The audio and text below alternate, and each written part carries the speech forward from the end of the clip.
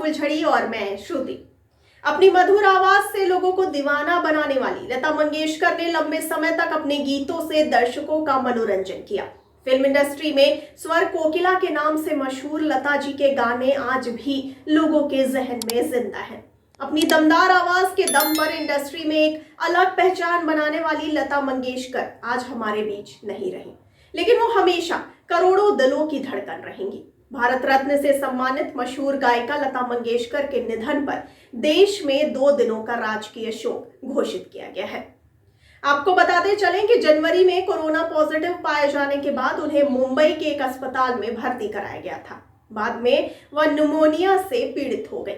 हालत बिगड़ने के बाद उन्हें वेंटिलेटर सपोर्ट पर रखा गया था। उनकी हालत में सुधार के बाद वेंटिलेटर सपोर्ट भी हट गया था, लेकिन 5 फरवरी को उनकी स्थिति बिगड़ने लगी और उन्हें फिर से वेंटिलेटर सपोर्ट पर रखा गया।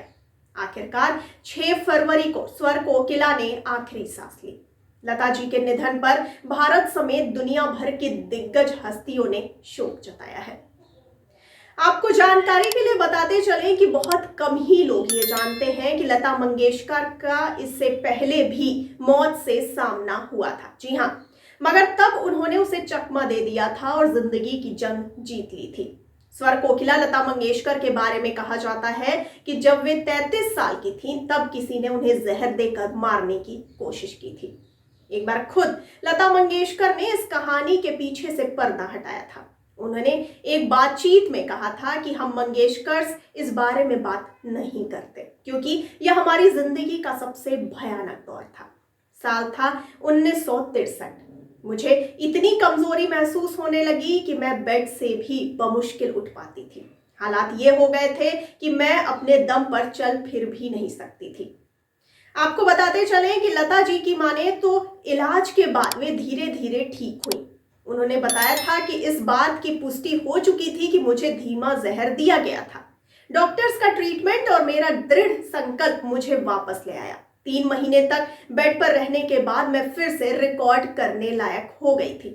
ठीक होने के बाद लता जी का पहला गाना कहीं दीप जले कहीं दिल हेमंत कुमार ने कंपोज किया था। लता जी बताती थी कि हेमंत दा घर आए और मेरी माँ की इजाजत लेकर मुझे रिकॉर्डिंग के लिए ले गए।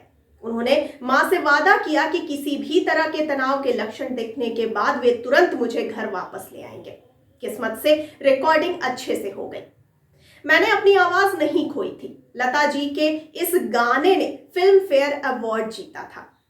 आपको ये बता दें कि लता जी के मुताबिक उनकी रिकवरी में मजरू सुल्तानपुरी की अहम भूमिका थी। जी हाँ, वे बताती हैं कि मजरू साहब हर शाम घर आते और मेरे बगल में बैठकर कविताएं सुनाकर मेरा दिल बहलाया करते थे। वे दिन रात व्यस्त रहते थे और उन्हें मुश्किल से सोने के लिए कुछ वक्त मिलता था, लेकिन मेरी बीमारी के दौरान वे हर दिन आते थे। यहाँ तक कि मेरे लिए डिनर में बना सिंपल खाना खाते थे और मुझे कंपनी देते थे। अगर मजरू साहब न होते तो मैं उस मुश्किल वक्त से उबरने में सक्षम न हो पाती।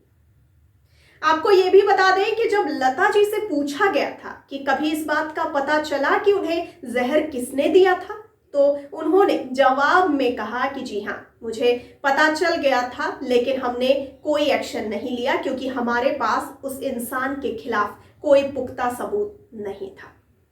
आपको बता दें कि बॉलीवुड हंगामा के रिपोर्ट के मुताबिक जब लता जी से पूछा गया कि क्या यह सच है कि डॉक्टर्स ने उन्हें कह दिया था कि वे फिर कभी गा नहीं पाएंगी, तो जवाब में उन्होंने कहा कि यह सही नहीं है। यह मेरे धीमे जहर के इर्द गिर्द बुनी एक काल्पनिक कहानी है। डॉक्टर ने मुझे नहीं कहा था कि मैं कभी नहीं गा पाऊंगी। मुझे ठीक करने वाले हमारे फैमिली डॉक्टर RP कपूर ने तो मुझसे ये तक कहा था कि वे मुझे खड़ी करके ही रहेंगे। लेकिन मैं साफ कर देना चाहती हूँ कि पिछले कुछ सालों में यह गलतफहमी हुई है। मैंने अपनी आवाज नहीं खोई थी। आपको जानकारी के लिए बताते चलें कि लता मंगेशकर 5 भाई बहनों में सबसे बड़ी रहीं। लता के अलावा उनकी बहनें मीना, आशा, उषा और भाई हृदयनाथ मंगेशकर हैं। महज 5 साल की उम्र से ही लता जी ने गाना सीखना शुरू कर दिया था क्योंकि पिता दीनदयाल रंगमंच के कलाकार थे। लता जी को संगीत की कला विरासत में मिली थी। 28 सितंबर सन 1929 को इंदौर में एक मध्यम वर्गीय मराठा परिवार में जन्मी लता जी का नाम पहले हेमा था। हालांकि जन्म के 5 साल बाद माता पिता ने इनका नाम लता रख दिया था। साल 2011 में लता जी ने आखिरी बार सतरंगी पैराशूट गाना गाया था। उसके बाद से उन्होंने अब तक सिंगिंग नहीं की थी और वो उससे दूर रही थी। आप अपनी शोक संवेदना कमेंट बॉक्स में कमेंट करके लता जी को जरूर दे सकते हैं और साथ ही साथ हमारे चैनल को इसी तरह लाइक, सब्सक्राइब और शेयर करते रहें। और मुझे दीजिए इजाजत, लेकिन आप कहीं मत जाइए, बने रहिए द फुलझड़ी के साथ। धन्यवाद।